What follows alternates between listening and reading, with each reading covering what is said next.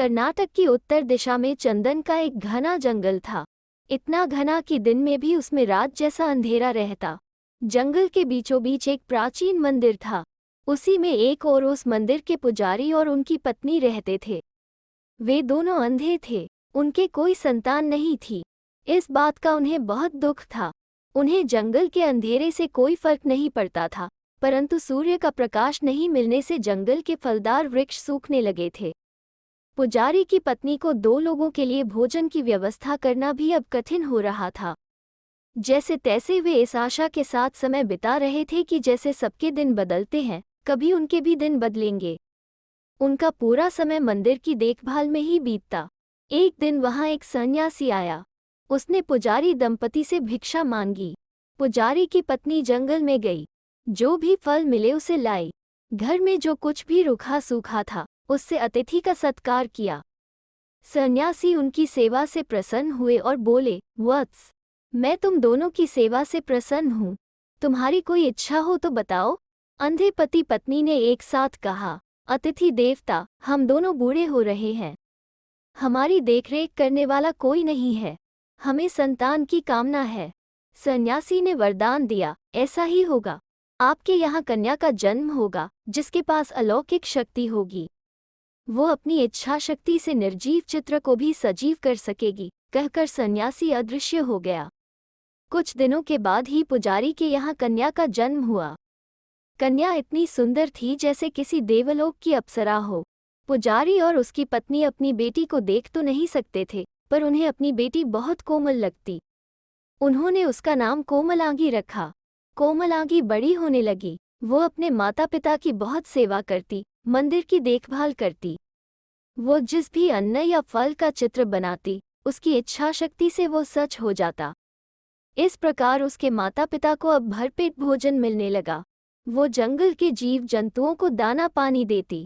जंगल में सब, यहाँ तक कि पशु पक्षी भी कोमलांगी को प्यार करते। उससे बातें करते और उसे अक्का कहते। अक्का को कढ़ाई करने का बहुत शौक था। अपने खाली समय में वो बेल बूटे बनाती, उनमें रंग बिरंगे धागे भरती। उसके काढ़े हुए दृश्य असली और एकदम सजीव लगते। एक बार अक्का ने कढ़ाई वाला पलंग पोश बनाया। उसके चारों कोनों पर सर्दी, गर्मी, वर्षा और वसंत ऋतु के दृश्य की कशीदाकारी की।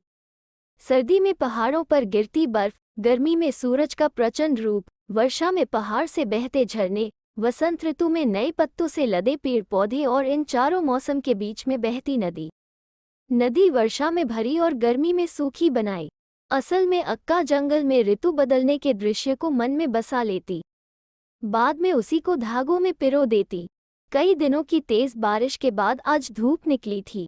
अक्का ने अपना बनाया हुआ पलंग पोश धूप में फैलाया और जंगल के अंदर चली गई। तभी वहां घूमता हुआ सौदागर आया। इतना सुंदर पलंग पोश देखकर वो भौचक्का रह गया। उसने अक्का की मां से 2 सोने की मोहरों के बदले उसे खरीद लिया। पलंग पोश लेकर सौदागर जंगल से दूर निकल आया। उसे जंगल के दूसरी ओर महल दिखाई दिया। उसे आश्चर्य हुआ कि यह महल कहाँ से आया। इसके पहले तो उसने इस महल को कभी नहीं देखा था। वास्तव में वह राक्षस राजा का माया महल था। वो राजा बहुत क्रूर और दुराचारी था। लोगों को मारता पीटता, जिसकी जो चीज़ उसे अच्छी लगती उसे छीन लेता। जब लोग रोते चिल्लाते तो वो खूब हंसता। उसके महल के आसपास कोई पशु पक्षी तक नहीं आते, क्योंकि वो सबको मारकर खा जाता। चिड़ियों की चहचहाहट सुनकर वो क्रोध से भर जाता। इसीलिए लोग उसे राक्षस राजा कहते थे। अब इसे संयोग ही कहेंगे कि सौदागर सीधे इसी राजमहल में पहुंचा। वहां रानी ने जब पलंग पोश देखा तो वो उन्हें बहुत पसंद आया। उन्होंने उसे सौदागर से मुमांगे दाम देकर खरीद लिया। रात को जब राजा और रानी उस पर सोए तो उनके आश्चर्य का ठिकाना न था। वे जिस ओर सोते उस ओर काढ़ी गई ऋतु का उन्हें वैसा ही आभास होता। रानी की ओर ग्रीष्म ऋतु थी, उन्हें पसीना आ रहा था। राजा की ओर सर्दी का दृश्य था, ठंड के मारे उनके दांत किटकिटाने लगे। उन्हें समझ में आ गया कि यह इस पलंग पोश पर बनाए गए दृश्य का ही कमाल है। जैसे तैसे सवेरा हुआ। राजा ने उस सौदागर को दरबार में लाने का हुक्म दिया, जिससे रानी ने उसे खरीदा था। राजा के सिपाही सौदागर को खोजने निकल पड़े। अंत में वे सौदागर को राजा के सामने ले आए। सौदागर डरते डरते राजा के सामने खड़ा हो गया। राजा ने पूछा, तुम यह पलंग पोश कहाँ से लाए? सौदागर बोला, चंदन के जंगल के बीच में एक प्राचीन मंदिर है। उसी मंदिर के अंधे पुजारी की कन्या ने इसे बनाया। मैंने उससे ही इसे खरीदा था। राजा तो राक्षस था ही। उसके मन में यह बात आई कि जिसके हाथ की कशीदाकारी इतनी सुंदर है, वो स्वयं कितनी सुंदर होगी। मैं तो उसे अपनी रानी बनाऊंगा।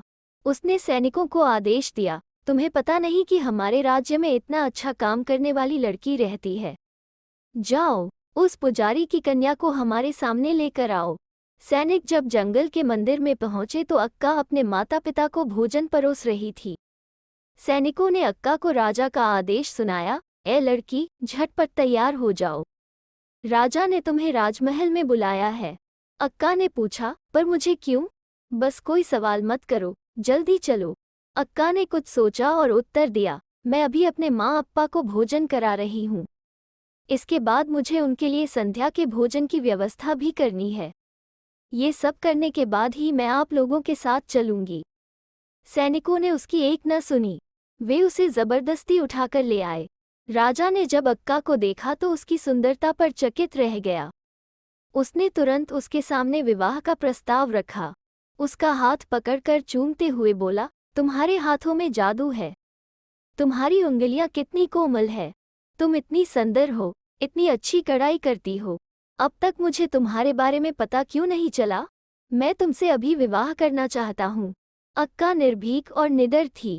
उसने अपना हाथ जोर से छुड़ाते हुए कहा, व्यर्थ की बातें मत करो। मुझे घर जाने दो। मेरे अंधे माता पिता मेरी राह देख रहे होंगे। मुझे घर में बहुत काम है। राजा कहाँ मानने वाला था। उसे तो कोमलांगी अक्का को अपनी दुल्हन बनाने की धुन सवार थी। उसने अक्का को कैद कर लिया। अक्का बहुत रोई, गिड़गिड़ाई, पर राजा न माना।